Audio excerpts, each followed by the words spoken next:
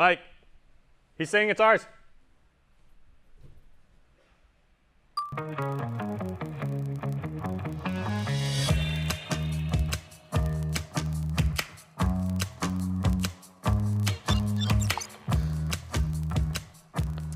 Today and good afternoon, everyone. Hope you're having a pleasant lunch or just getting started on it. I'm Jason Solitz, and I'm going to hang out with you for the next half hour. So here is what's in today's menu. The menu, brought to you by King's Restaurant, always open, always local, and Ruby Tuesday Guam, home of the fresh garden bar. Your hump day menu looks like this. The man caught on camera break-in into the post office mailbox has finally been arrested. An informational briefing regarding the military buildup and its impact on the island was held downtown at the legislature, and Guam's first ever Tree City USA campus can be found at Untitled Middle School.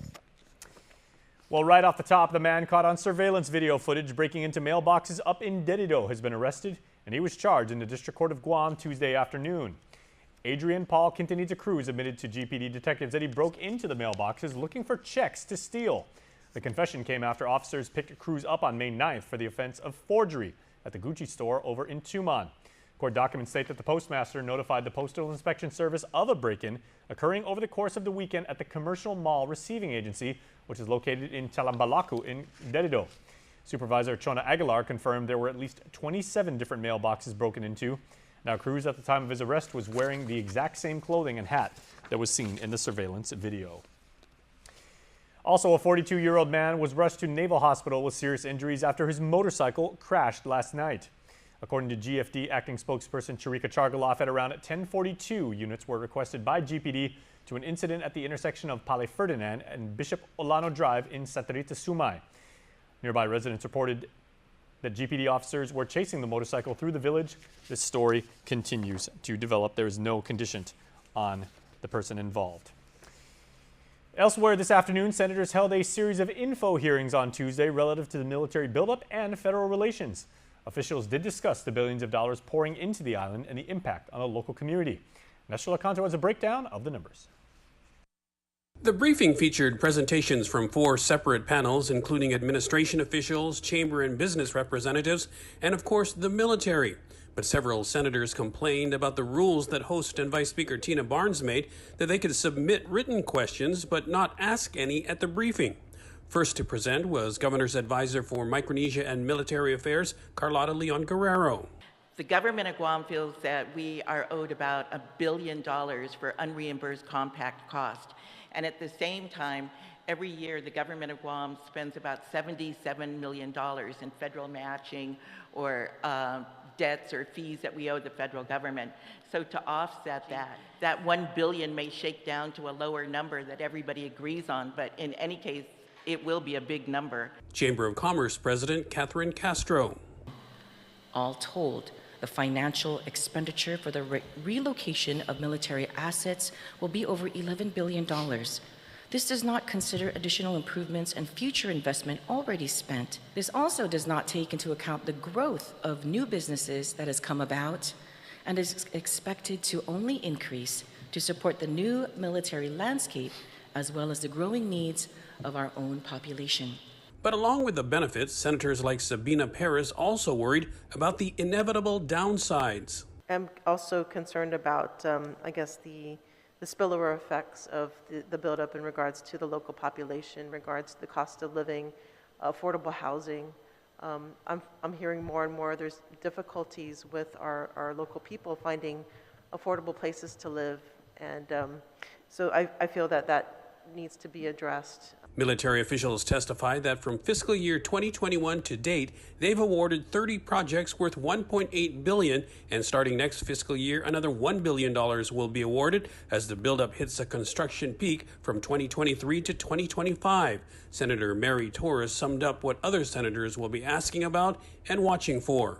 Going forward, it's really a balance between the good of the nation, national security, but most importantly, the good of the island and the community that hosts you here. For KUAM News, I'm Nestor Lacanto. All right, Nestor, thanks so much. Elsewhere this afternoon, history in the making as Guam's first ever Tree City USA campus was recently launched at Louis P. Untitled Middle School over in Barrigada. Jonah Gachafers has the details. On Arbor Day, which has been celebrated across the nation for the last 15 decades, Antillon Middle School completed the first phase of the Native Tree Garden Project. Arbor Day is observed on the last Friday of April. PJ St. Nicholas works for Hawaii-based nonprofit called Smart Trees Pacific, which is contracted to do urban and community forestry work with the Guam Department of Agriculture and Soil Resources Division. He's a program coordinator for the Urban and Community Forestry Program and recently led the project at the home of the Wildcats, which consisted of planting 45 native trees of 8 different species. It started with Benny Chargaloff, a teacher out of Antillon Middle School. He requested for a native tree garden, and from there we worked together to put together a plan, and it turned into the native tree garden that we have today. Smart Trees Pacific focuses on urban and community forestry that serves Hawaii and the Pacific Islands. Urban and community forestry projects were designed to educate the public and focus on planting trees on urban public lands. Benny Chargaloff, a science teacher at UMS, says his goals are in line with the mission of the program. Big vision was not only to start a native garden, but also start a outdoor classroom. So this is going to transform. You're going to see some benches that are sustainable benches that are going to be built with bamboo, wood, things of the such, so that we can also incorporate classes outdoors. This is actually the second established garden at UMS. The first consisted of okra, eggplant, tomato, and 2 varieties of both basil and spinach. The second garden is native trees, which originate here on the island or are brought here naturally either by birds or ocean currents. With the expansion of this project and shooting to bring value by perpetuating sustainability and our culture, Chargaloff looks forward to the project getting bigger. This garden is going to grow with our school community, and it's something that me as a teacher, I was very proud of giving back to the school. The school has given me more than I could ever ask for. A memorandum of understanding was established to protect the garden with ensuring student safety as a top priority. The project has been in the works since October of 2021, and it's only growing larger, according to St. Nicholas. I think what's great about this project is that it was a request from a middle school teacher for a small courtyard, but the whole science department got involved, as well as the principal. Upon her request, we're actually setting ourselves up to be or to have native and also naturalized trees around the whole school campus. St. Nicholas looks forward to standing up signs of QR codes all around the campus, which will contain basic information, such as basic characteristics, places you can find them, cultural and medicinal uses, as well as links to video playlists where more detailed tree information will be available. Students will do school projects, research these trees, and present them to their peers. The chosen groups will provide videos for these tree signs. The Native Tree Garden Project is funded by the U.S. Department of Agriculture's State and Private Forestry Program and the Guam Bureau of Statistics and Plans. For more information, you can call the Forestry and Soil Resource Division at 671-300-7975 or 7977, email forestry@doag.guam.gov, and follow them on Facebook and Instagram at doag.forestry.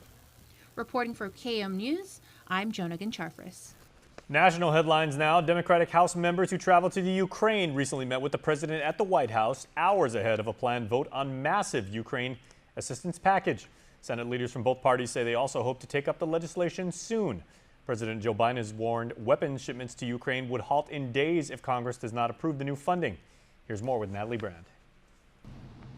The House is voting as soon as today on nearly $40 billion in additional defense and humanitarian aid for Ukraine. That's almost $7 billion more than President Biden's initial request. We can't wait.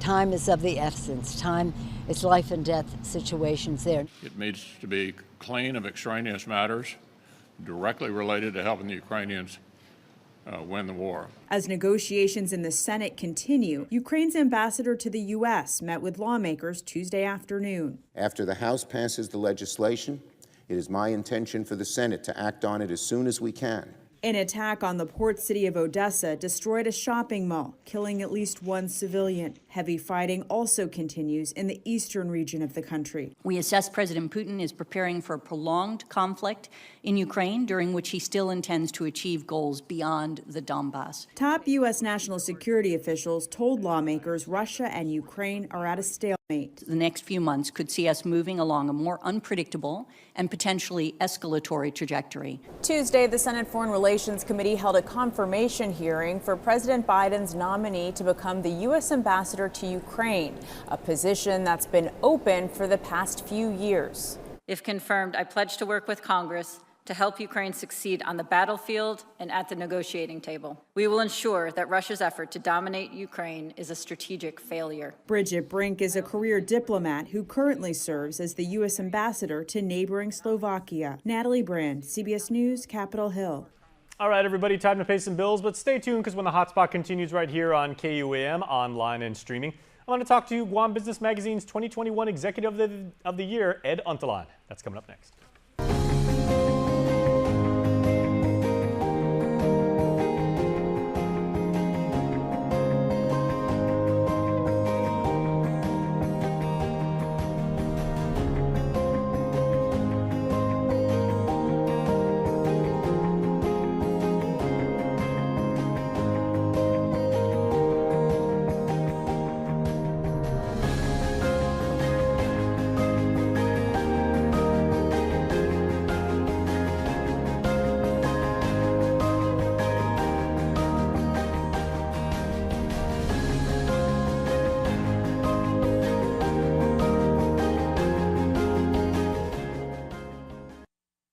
Say hello to the First Hawaiian Bank mobile app. Got a question about your finances? You've come to the right place. Bring all your accounts together, even those that aren't with us, and see the big picture, right down to the smallest detail. Unlock powerful tools like Insights and Money Map that help you save time and take control of your finances. When you connect accounts with the First Hawaiian Bank mobile app, it all starts with yes. The most tempting part of your week is guaranteed to be Subway and Chili's Lunchbox Hours. Tune in Mondays, Wednesdays, Thursdays, and Fridays from 11 a.m. to 1 p.m. on Breeze 93.9 FM. Catch the greatest hits of your lifetime from the 70s, 80s, 90s, and the 2000s while you grub on a mouth-watering Subway footlong sandwich or tantalizing flavors you love from Chili's. Your Lunchbox Hours brought to you by Subway and Chili's. When you hear the words oral cancer, think about more than just your mouth. This surgery can really leave a mark on your shoulder, not to mention what it can do to your face. You can quit. For free help, call 1-800-QUIT-NOW. Watch Mariana's artists, activists, and visionaries and their quest to protect, preserve, and promote Archimoto culture on The Culture Club, a weekly feature on KUAM News digital platforms and the KUAM News Weekend Edition. Brought to you by Tropical. Let us know what's up on our KUAM News WhatsApp tip line at 671-727-0094. Share information about what's happening in your town, on Guam or the cinema, and what you want us to know. Reach us on WhatsApp at 671-727-0094. The Hotspot continues on Facebook, on YouTube, and on KUAM TV8. And our friends over at Guam Business Magazine announced their 2021 Executive of the Year.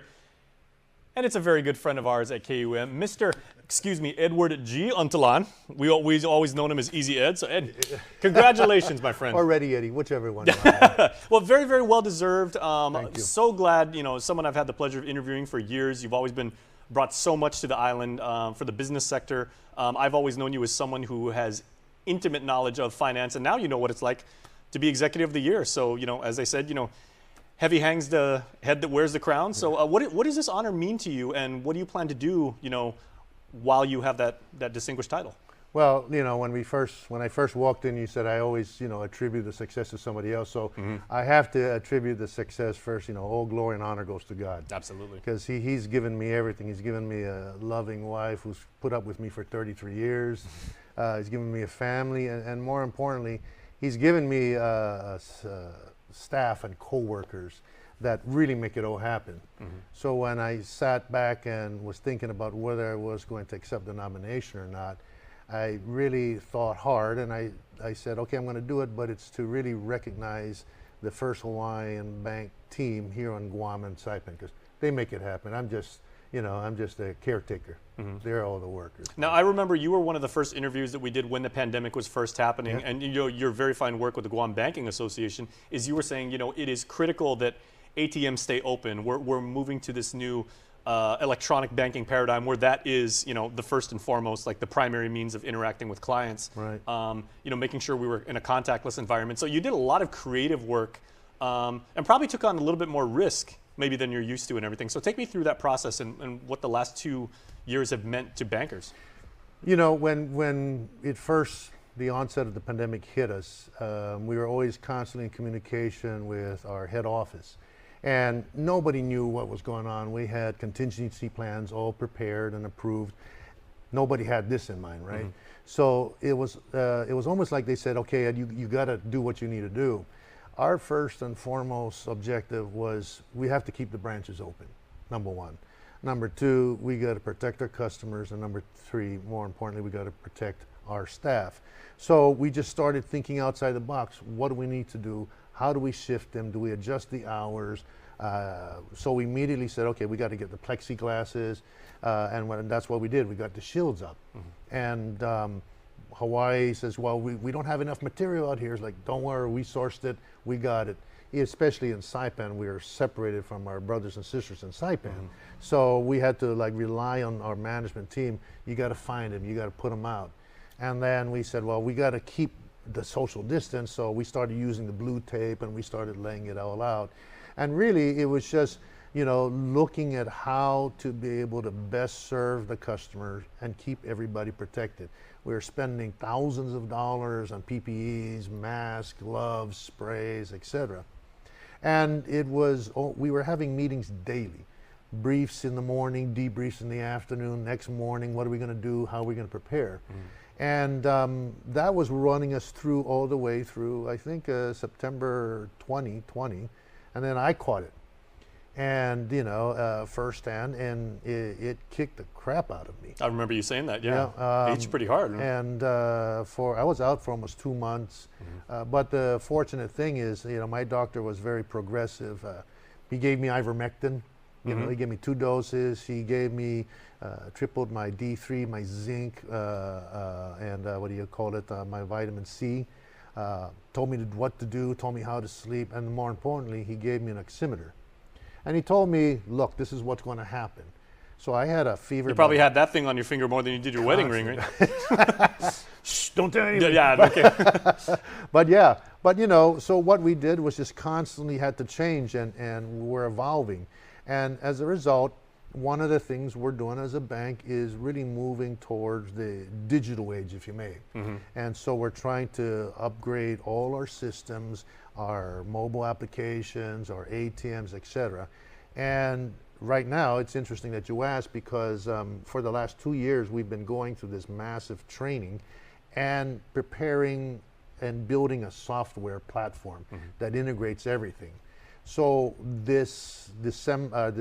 end of this month, we are actually going to be shutting down on the 27th, converting all our data, and then come Labor Day weekend, the next day, Tuesday, we're flipping the switch on, and I'm praying all the lights go on. I was going to say, Godspeed to First Hawaiians, IT guys. I've been there, our thoughts are with you. But you guys are true professionals, and I'm a client of First Hawaiian, and the online systems are top notch. I've never had a problem with it and everything.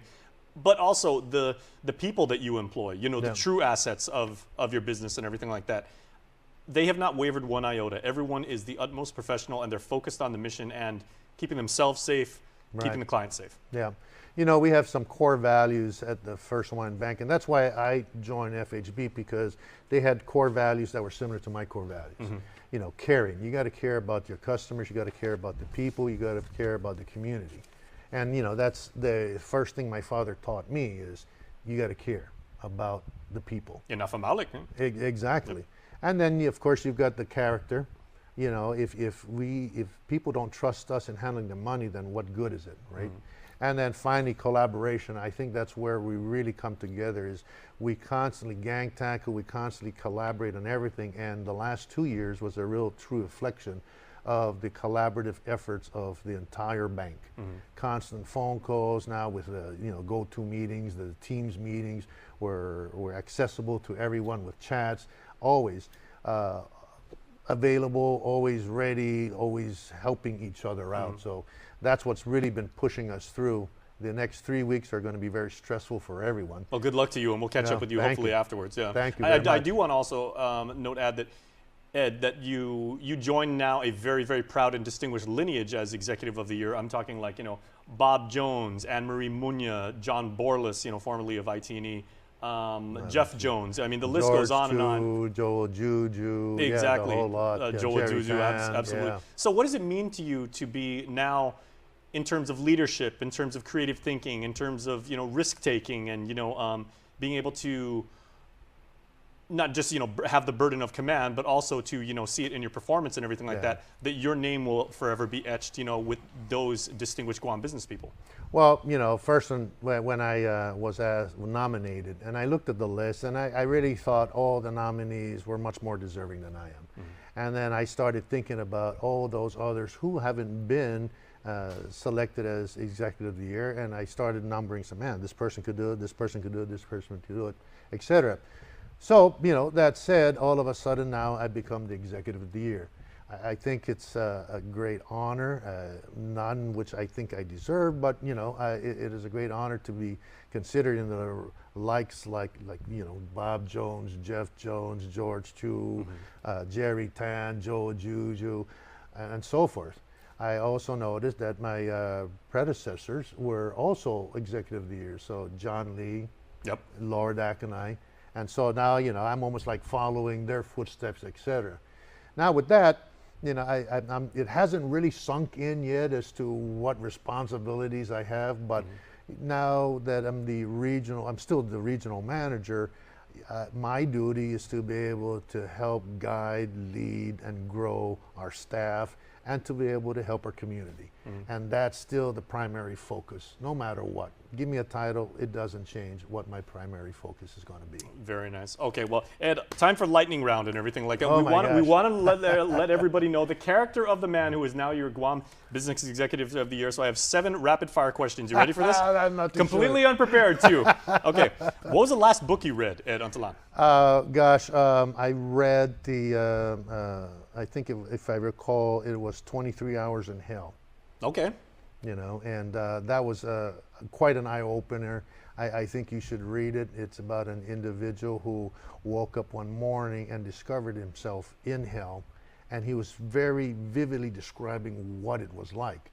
And he woke up, his wife found him 23 minutes later. He was cuddled up on the floor of his kitchen, rolled up like a baby, and he was sweating, he was shaking.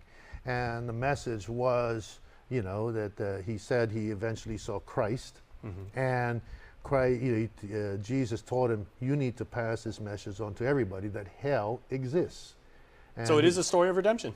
Oh, well, it was for him, it was more so, get this message out, because he says, what am I going to do to be able to have them listen to me? I'm nobody. He's like, you don't do anything. You just get that message out and let the Holy Spirit do the rest. Outstanding.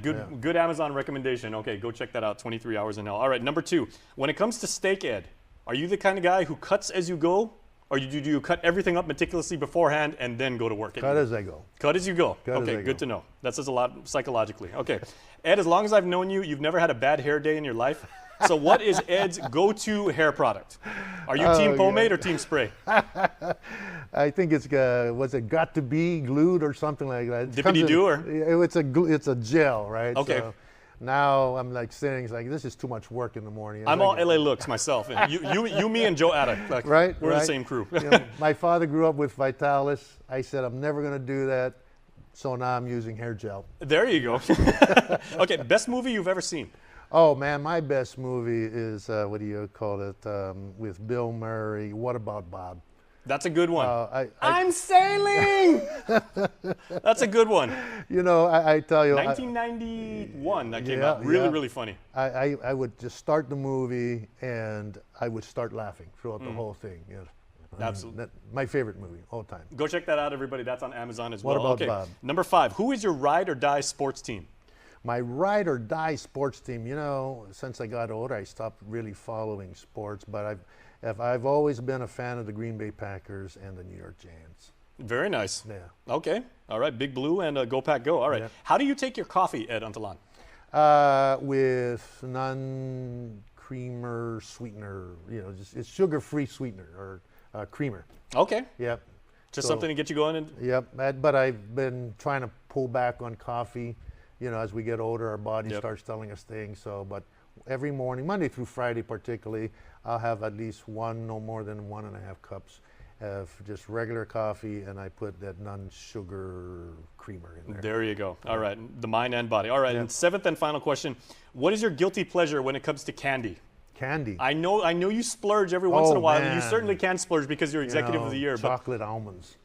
Oh, those are good. Oh God! Dark chocolate or milk chocolate? Dark chocolate. You put that thing in front of me, it's gone. Well, hey, somebody out there, please get our executive of the year a nice big bag of dark chocolate. No, thanks, and black coffee. Black coffee, that's fine. All right, so Ed, very Thanks, well Dylan. deserved, my friend. Congratulations much. once again. Thank you. All right, so that's Ed Untalan, our executive of the year. Please stay tuned. HotSpot is back after this.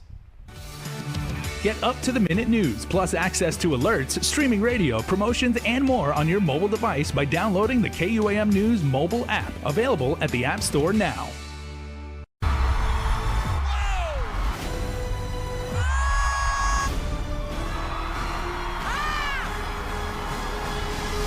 Nobody's going to believe this is real. AGT premieres Tuesday, May 31st at 8/7 Central on NBC. See what's on TV tonight with schedules, network news and notes, local promotions and giveaways on KUAM Communications social media pages. Like and follow us on Facebook or Instagram now for all the latest and never miss out. True crime has changed the world. We need to change too. The line is blurred. I move for a mistrial. But the jury will see the exact same thing I see. The truth. Let's roll the dice. Welcome to Dancing with Myself, the ultimate dance party. Celebrity creators are setting the challenges and teaching the steps. 1, 2. My body doesn't do that. Dancing with Myself premieres May 31st, 10/9 Central on NBC. Would it be easier for the airlines to manage a vaccine mandate than a mask mandate? Is there a case to be made that it's time to give Ukraine offensive weapons so they can win this war? What should be focused on that could reduce inflation and avoid a recession? If it's Sunday, it's Meet the Press. It's been a journey, but it's great to be back. Here we go! Ninja completely changed my life.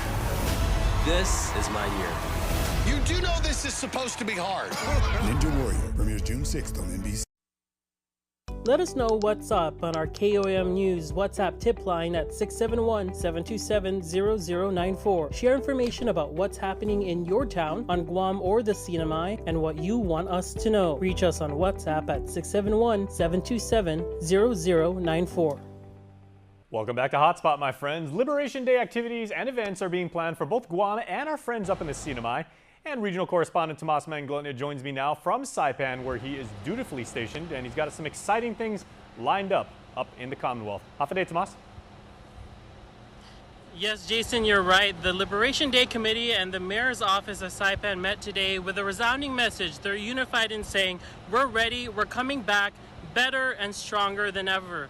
After 2 years of being delayed due to the COVID-19 pandemic, Let us know the what's Liberation up Day on our Parade, that signature event, is finally back here on Saipan. They told us that the event will be marked with 4 nights worth of festivities and entertainment and speeches that will honor what Liberation Day is, but also celebrate with family, friends, and the community coming together for the first time in 2 years. And of course, we can't forget to talk about that parade, which is now set for July 4th.